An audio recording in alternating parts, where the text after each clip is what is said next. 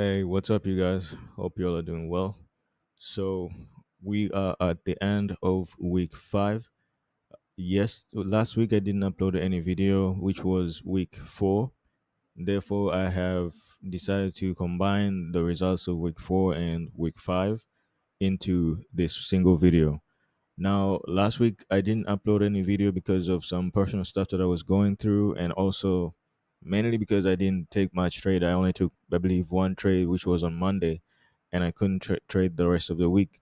So I combined that trade to this week, and in this week I managed to get two trades. The first trade was on Monday, and then another trade was on Wednesday.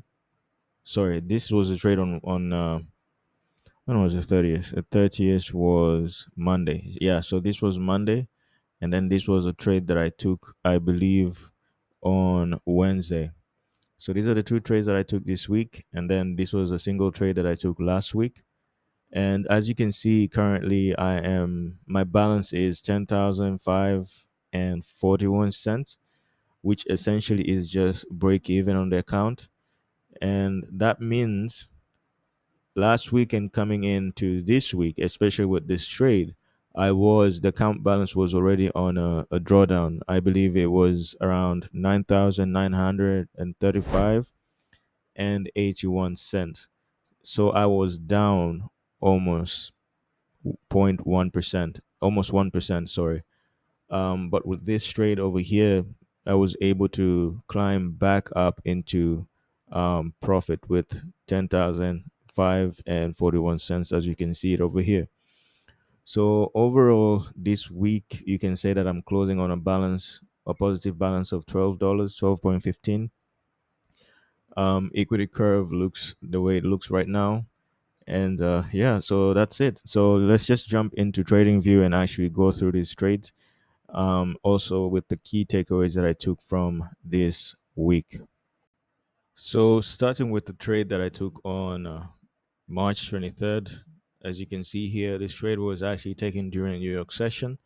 And the premises of this trade was that after I saw this will happen on London session, we had this move, and then we had this move to the downside, and then we had this impulsive candle pre New York with this slight retracement, and then we had this retracement again and this break of structure over there.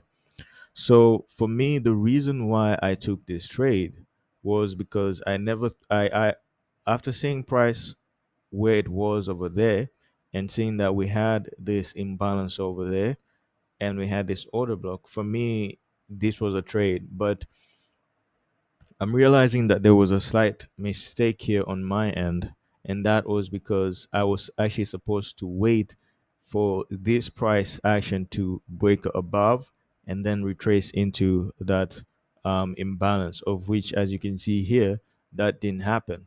And I am glad that I took just this small loss, because if I was then supposed to wait for this price action, let me put this aside. If I was to take a trade from here, it would have been a clear loss, because this would have been my order block. Let me draw it over here. This would have been my order block, and I would have been stopped out for a 0.5% trade. But I was only able to be stopped out for this small, for these few pips over there, simply because after price retraced all the way down and then broke the structure here, when it came down, my stop loss was already trailed to this low over there, since this was a very strong low that caused a new high. So this was the first trade. It was a losing trade, but I am glad I didn't pay the full price of my mistake here. And yeah, that was trade number one. Now, this week I didn't do anything until last week, and this was trade number one on Monday. Let me put this off. This was trade number one on Monday last week, and this was a missed trade. I did not take this trade, but I'm highlighting it here because it did fit my strategy. So as you can see, we had a sweep of liquidity above and then this break to the downside, leaving this area of imbalance that validity that gave the order block the validity. I was supposed to take a trade to the downside, but I was concerned with this red folder news over there and I didn't take the trade because I thought um, from here to here, it's like I didn't think that there would be this volume. Like I didn't think there would be much volume, so I was afraid that I might be caught in in a ranging market until red folder news. So that's why I didn't take the trade. But clearly, that was a mistake on my end, and this was actually a profitable trade. Now, after that trade was, after I missed that trade, the trade that I actually took The trade that I actually took was this one, and as you can see, this was again a zero point 0.5 loss. It was a losing trade. Unfortunately, I missed the winning trade and I caught the losing trade. But I'm guessing that's just a cycle, and that's why sometimes it's very important to trust your strategy because the consequences of not taking your strategy might be a little bit too much. So I saw this sweep of liquidity above, of which for me this was kind of like a point of interest, and then price pushed to the downside, leaving this imbalance that gave this order block the validity. And for me, I placed my trade over there. I placed my orders over there. I got triggered, and price started moving into profit, and then it started to retrace to the upside um, into my red area essentially. I went to sleep because for me here it's completely midnight where I am. I woke up in the morning and this trade was already I was stopped out of this trade for a full 0.5%. So this was the Monday trade. So this was the trade that I took, and this was the trade that I missed. So on Monday, I took only one trade, and that trade was a loss. And then other than that, another trade that I took was on Wednesday. Now this is the winning trade that I took, and again, on London session we had this retracement, a break below these lows into this area of imbalance, of which for me this imbalance is a point of interest. So when price retraced into this imbalance and then rejected and continued to push to the upside, leaving this imbalance over there and gave the validity to this order block, this was an entry for me. Now there are these red folder news over here, so I had to close this trade 15 minutes before the first news event. So the first news event, if I can zoom in over here, was this one here, the non-farm employment change, which was to happen at 8:15. So I had to close my trade at exactly 8. So that's why I closed my trade right there. This was Yeah, it was a point 0.5 gain on my account, and this is the trade that actually helped me to recover most of my losses from the beginning of this week and the end of last week. And then after that, there was no trade until Thursday. Now, Thursday again, I saw this trade, but this trade was actually a missed trade simply because on my MT5, I placed the entry on I place my entries I place my entries on the body of the candle instead of placing my entry on the wick of that candle. That is the reason why I didn't take this trade.